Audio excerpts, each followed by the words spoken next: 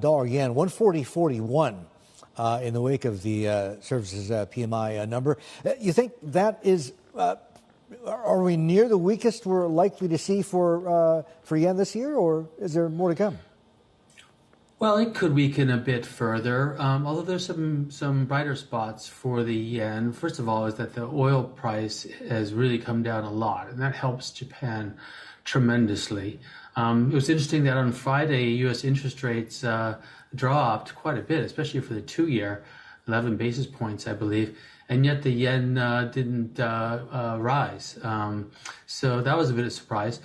Also, that was interesting, it was announced on Friday, although I only noticed it over the weekend, was that the assets of the Bank of Japan actually fell quite sharply in the last 10 days of August.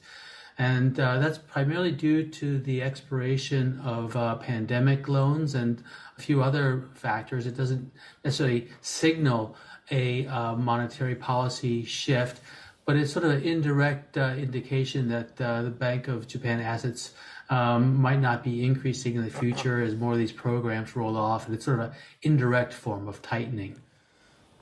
John, if, as you say, Japan's market remains undervalued and underappreciated, then what names and what sectors should you be owning at this juncture? Well, I'm not an expert on picking sectors, or it's definitely not stocks in my sort of macro role, but companies that benefit from a weaker yen are definitely benefiting, and the auto sector still is quite slow in coming out of its pandemic and supply chain issues. So it does seem like there's going to be a large increase in auto production globally for Japanese companies.